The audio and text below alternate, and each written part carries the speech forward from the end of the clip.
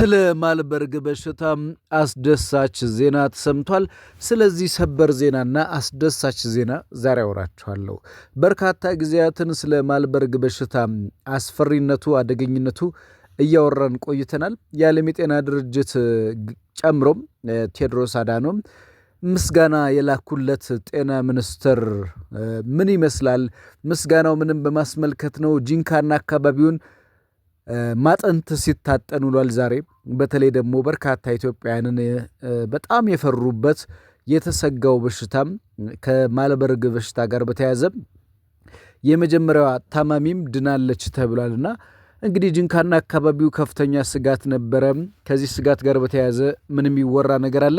አዲሱን መረጃ ወደ እናንተ አጋራለሁ፣ አደርሳለሁ። ሰላም ጤና ይስጥልኝ። ዜና ፕላስ ነው።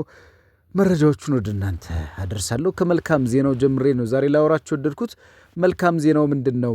በተለይ የመጀመሪያ ታማሚዋና ሌሎችም ከዚህ ህመም ተፈውሰው ወደ ቤታቸው ተመልሷል። በደቡብ ኢትዮጵያ በማልበርግ ቫይረስ ታሞ የነበሩ ወንድምና እህት ከበሽታው አገግመው ወጡ። የወጣቶቹ አባት ግን በጣም በሚያሳዝን ሁኔታ ከዚህ በጎ ዜና ጀርባ ህይወታቸው አልፏል።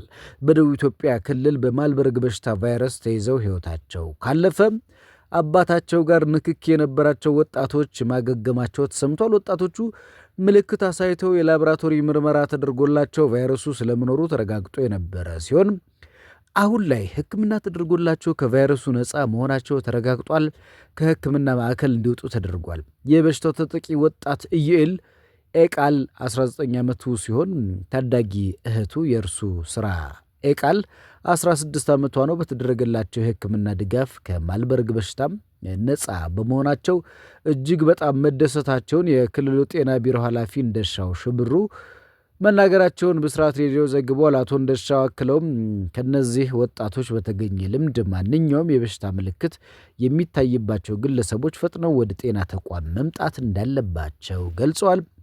የሚሰጠው ሕክምና ክትትልን ምክንያት በማድረግ ከበሽታው የመዳን ዕድል እንደሚያሳድግ ገልጸው ህብረተሰቡ ከመዘናጋት ወጥቶ የቫይረሱ ምልክት እንደታየ ወደ ጤና ተቋም ሊመጣ ይገባል ብለዋል። የቢሮ ኃላፊ የጤና ባለሙያዎች እንደተናገሩት በተግባሩ የተሳተፉትን አመራሮች ጨምሮ ጤና ሚኒስቴር፣ የህብረተሰቡ ጤና ኢንስቲትዩት አጋር ድርጅቶችን አመስግኗል። አገግመው ከማዕከሉ የወጡ ወጣቶች ልዩ ደስታ እንደተሰማቸው ገልጸው ፈጣሪን በማመስገን ስለተደረገላቸው ሕክምና ክትትል ባለሙያዎችን በተግባር የተሳተፉ ሁሉ አካላትን አመስግነዋል። ከዛ ባሻገር እንግዲህ ሌላኛው ደግሞ ትንሽ አስደንጋጭ የሆነው ዜና በማልበርግ በሽታ ተይዞ የነበሩ በተለይ ደግሞ 8 ሰዎች ህይወታቸው ማለፉ ተሰምቷል። አስደንጋጭ ነው ትንሽ። በማልበርግ ቫይረስ በሽታ ተይዞ የነበሩ 2 ወጣቶች አገግመው ከህክምና ማዕከል መውጣታቸው የተገለጸ ነበረ። በተለይ ደቡብ ኢትዮጵያ ክልል ውስጥ የተከሰተው ይኸው ማልበርግ በሽታ የማልበርግ ቫይረስ የ8 ሰዎች ህይወት ማለፉን የጤና ሚኒስቴር ዛሬ ነው ያሳወቀው። ሚኒስትሩ በማህበራዊ መገናኛ ገጹ ባወጣው ዕለታዊ መረጃ እስካሁን 12 ሰዎች በቫይረሱ መያዛቸውን ገልጿል። ትላንትና እሁድ የወጣው መረጃ እንደሚያመለክተው ለ140 ሰዎች ያህል ምርመራ ተደርጎ ሁሉም ነፃ መሆናቸው ያሳያል። ቫይረሱ ከተገኘባቸው ሰዎች መካከል 3 ሰዎች ማገገማቸውን ያመላክተው መረጃው አንድ ሰው በሕክምና ላይ እንደሚገኝ ጠቁሟል። ቫይረሱ መጀመሪያ በተቀሰቀሰባት የጂንካ ከተማ ባለፈው ቅዳሜ ወደ ከተማዋ የሚገቡ ሆነ ከከተማዋ የሚወጡ የህዝብ ማመላለሻ ተሽከርካሪዎች አገልግሎት መቋረጡ ነዋሪዎች ለዶቼ ቬለ ተናግረው በማልበርግ በሽታ የተያዙ ግለሰቦች በቀጥታ ንክኪ የነበራቸው ሰዎች ጋር ቀጥታ ንክኪ የነበራቸውን ሰዎች ከመለየት ጀምሮ በጂንካ አጠቃላይ ሆስፒታል በኮይቤ የመጀመሪያ ደረጃ ሆስፒታል ለይቶ ማቆያና ሕክምና ማዕከል በማቋቋም ስርጭቱን ለመግታት እየተሰራ መሆኑን የደቡብ ኢትዮጵያ ክልል ጤና ቢሮ አቶ እንደሻው ሽብሩ መናገራቸውን የደቡብ ኢትዮጵያ ጤና ቢሮ አስታውቋል። በክልሉ ከማልበርግ ቫይረስ ጋር በሽተኞች ጋር ንክኪ እንዳላቸው የተጠረጠሩ ከ350 በላይ ግለሰቦች ተለይተው ክትትል እየተደረገላቸው መሆኑን ኃላፊው መናገራቸውን ቢሮ በማህበራዊ ገጹ ባሰራጨው መረጃ አጋርቷል። እንግዲህ ከማልበርግ በሽታ ጋር በተያያዘ በርካታ ስጋቶች አሉ፣ አስፈሪ ነገሮች አሉ። ማልበርግ በሽታ እንግዲህ በርካታ ኢትዮጵያውያንን ያስደነገጠ ያሳቀቀ በሽታ ነው። በተለይ በሽታው ከፍተኛ የሆነ ተደራሽ የሆነ በከፍተኛ ሁኔታ በርካታ የህብረተሰብ ክፍሎችን ያጠቃል። በሽታው አደገኛ ነው። በአጭር ጊዜ ውስጥ ይገላል። እንዲሁም በሽታው ተይዞ ያገገመ ሰው በቀላሉ አካሉ ላይ የሚወጡ ቁስሎች ወይም ደግሞ በሰውነቱ ላይ የሚተዋቸው ጠባሳዎች ቶሎ አይለቁም። ከዚህ ጋር ደግሞ በተያያዘ በዚህ በሽታ ተጠቅቶ የማገገም እድል ከባድ ነው። እንግዲህ ከዚህ ቀደም እንደተገለጸው በማልበርግ በሽታ ለመጀመሪያ ጊዜ ተይዛ የነበረች ታዳጊ የ15 ዓመት ታዳጊ የመጀመሪያዋ ከማልበርግ ቫይረስ ያገገመች 15 ዓመት ታዳጊ ከቫይረሱ ነፃ በመሆኗም ከሕክምና ማዕከል እንደወጣች ሲገለጽ ዛሬ በርካቶችን አስደስቷል። በርካታ የማልበርግ በሽታ ታማሚዎች አገግመው ከተቋሙ እየወጡ ነው። የደቡብ ኢትዮጵያ ክልል ጤና ቢሮ ኃላፊ አቶ እንደሻው ሽብሩ እንደገለጹት